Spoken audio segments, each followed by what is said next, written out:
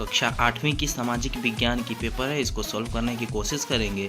तो इसमें सबसे पहले आपको छात्र छात्रा का नाम लिखना है, फिर इसके बाद आपको अपना वर्ग क्रमांक, फिर विद्यालय का नाम, प्रखंड का नाम, संकुल का नाम और अपना जिला। इसको लिखने के बाद ही आप अपना उत्तर देंगे।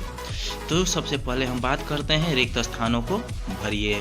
रिक्त स्थान यहाँ भरना है, तो ये आपका सामाजिक विज्ञान का जो पाठ्य पुस्तक है उसी से सारे प्रश्न बनाए गए हैं। तो पहला है, यूरोप से भारत तक के समुद्री मार्ग की खोज किसने की? तो वास्को डी गामा। पलासी के युद्ध में किसकी हार हुई थी? नवाब सिराजुद्दौला। भारत का मैनचेस्टर कहा जाता है किसको? अहमदाबाद को। बोकारो लौह इस्पात किस पंचवर्षीय योजना के तहत स्थापित की गई थी? तो चौथी पंचवर्षीय योजना।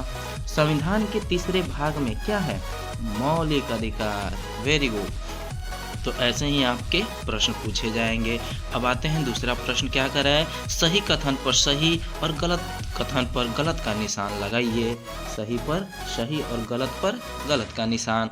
पहला है, संविधान सभा में प्रारूप समिति के अध्यक्ष पंडित जवाहरलाल नेहरू थे।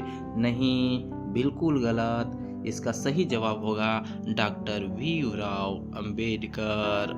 अब इसी में दूसरा प्रश्न जो बोल रहा है, मुक्त व्यापार की नीति ने कंपनियों का एकाधिकार समाप्त कर दिया। मुक्त व्यापार नीति ने कंपनी का एकाधिकार समाप्त कर दिया। ये बिल्कुल सही है बच्चों, क्योंकि मुक्त व्यापार जो कंपनी थी, ये एक ऐसी कंपनी थी जो पूरे देश में राज की। और तीसरा बोल रहा है, अस्थायी बंदोबस्त 10 वर्षों के लिए था। सही बात है, यह भी अस्थायी बंदोबस्त कितने वर्षों के लिए था? 10 वर्षों के लिए। ग्रेफाइट का उपयोग पेंसिल बनाने में होता है। सही जवाब। बेंगलुरु को सिलिकॉन सिटी भी कहा जाता है। यह भी सही है। इसको क्या कहा जाता है? Silicon city. अब आते हैं मिलान करने पर। सही सही मिलान कीजिए। कॉलम क को कॉलम ख से मिलाना है। तो सबसे पहले हम बात करते हैं दुर्गापुर। दुर्गापुर देखने को मिलेगा पश्चिम बंगाल। दुर्गापुर का आपका हो जाएगा पश्चिम बंगाल। विशाखापट्टनम, विशाखापट्टनम आंध्र प्रदेश। Very good. और नील दर्पण किसने लिखी थी? ये एक पुस्तक है। किसने लिखी थी? दीनबंधु मित्र ने। शाबाश। और जादूनांग, जादूनांग क्या है? जादूनांग ये कहाँ पाए जाते हैं? ये नागालैंड में। और संपूर्ण क्रांति, संपूर्ण क्रांति के जनक किन्हें बोला जाता है? जयप्रकाश नारायण, जो बिहार के एक बहुत अच्छे नेता थे। अब आते हैं अगले प्रश्न पर। अगला प्रश्न क्या करा? निम्न प्रश्नों के उत्तर लगभग 50 शब्दों में दीजिए। 50 शब्दों में इन प्रश्नों का उत्तर देना है आपको। तो सबसे पहला जो प्रश्न यहाँ पर दिया गया है, अयस्क किसे कहते हैं अथवा जल प्रदूषण के क्या क्या कारण हैं? तो इन दोनों में से किसी एक ही प्रश्न को लिखना है। हालांकि मैंने दोनों प्रश्नों का उत्तर आपको यहाँ पर करवाया है। तो सबसे पहले हम बात करते हैं अयस्क। अयस्क का उत्तर यहाँ पर है अयस्क। अयस्क क्या होता है? ऐसे खनिज जिनसे धातुओं को आसान एवं लाभदायक तरीके से प्राप्त किया जाता है, अयस्क कहलाता है। तो इसका उदाहरण क्या होगा? हेमेटाइट और बॉक्साइट। अगर उदाहरण के साथ आप लिखते हैं, अपना उत्तर देते हैं, तो आपका उत्तर बहुत बेहतरीन माना जाता है। अब आते हैं अगले प्रश्न पर। अगला प्रश्न क्या है? जल प्रदूषण के क्या क्या कारण हैं? तो यहाँ पर देखिए, जल प्रदूषण के 10 प्रमुख कारण हैं। औद्योगिक अपशिष्ट, कृषि गतिविधियाँ, अनुपचारित सीवेज, तेल रिसाव, प्लास्टिक कचरा, रासायनिक उर्वरक और कीटनाशक, खनिजों का निष्करण, भारी धातुओं का उपयोग, बढ़ते शहरीकरण। ये जितने भी 10 हैं, ये क्या हैं? जल प्रदूषण के कारण बनते हैं।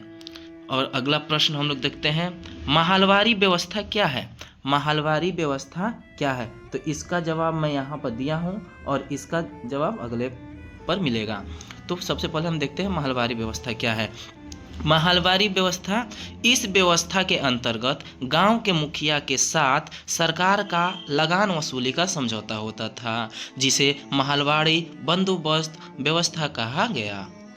इसमें गांव के प्रमुख किसानों को भूमि से बेदखल करने का अधिकार था। महलवारी व्यवस्था के तहत लगान का निर्धारण महाल या संपूर्ण गांव की उपज के आधार पर होता था। जितने गांव की उपज होगी उसके आधार पर वहां पर लगता था कितना आपको देना है वहां की उपज।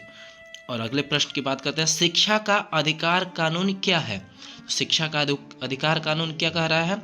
बच्चों को निःशुल्क एवं अनिवार्य शिक्षा का अधिकार अधिनियम या शिक्षा का अधिकार अधिनियम RTE राइट टू एजुकेशन 4 अगस्त 2009 को पारित भारतीय संसद का एक अधिनियम है जो भारतीय संविधान के अनुच्छेद 21A के तहत भारत में 6 से 14 वर्ष के बच्चों के लिए निःशुल्क एवं अनिवार्य शिक्षा के महत्व के तौर तरीके का वर्णन करता है।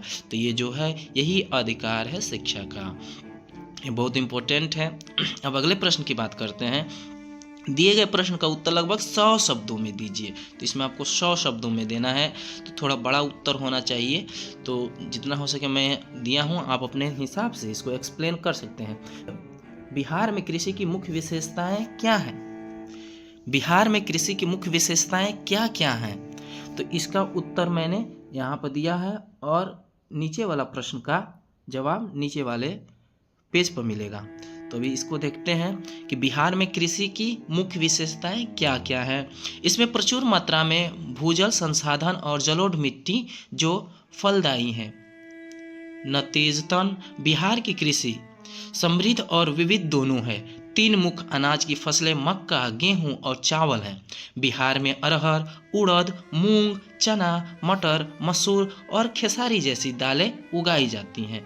तो ये महत्वपूर्ण बातें हैं, आप इसको एक्सप्लेन अपनी भाषा में कर सकते हैं। अगली प्रश्न है, अंग्रेजी शासन के खिलाफ आदिवासियों के विद्रोह की चर्चा कीजिए। अंग्रेजी शासन के खिलाफ कौन से वे आदिवासी लोग थे जिन्होंने विद्रोह किया था? तो इसकी बात करें तो ब्रिटिश सरकार द्वारा लगाए गए सामंती राज व्यवस्था के खिलाफ बिरसा मुंडा द्वारा विद्रोह का नेतृत्व किया गया था। मुंडा विद्रोह 1899 से लेकर 1900 में दक्षिणाची क्षेत्र में हुआ।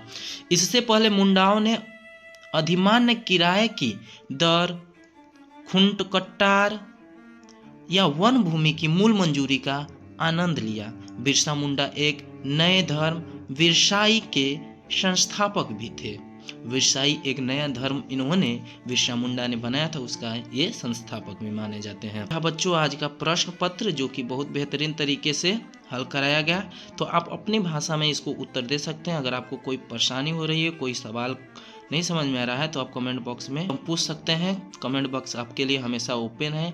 आपको कोई भी प्रकार की दिक्कत आती है तो कमेंट बॉक्स में अपना सुझाव दे सकते हैं। और साथ ही साथ में अगर आपको और प्रश्न पत्र चाहिए तो आप आराम से कमेंट कर सकते हैं। के लिए बहुत बहुत धन्यवाद। ऐसे ही पढ़ते रहिए, हंसते रहिए, मुस्कुराते रहिए।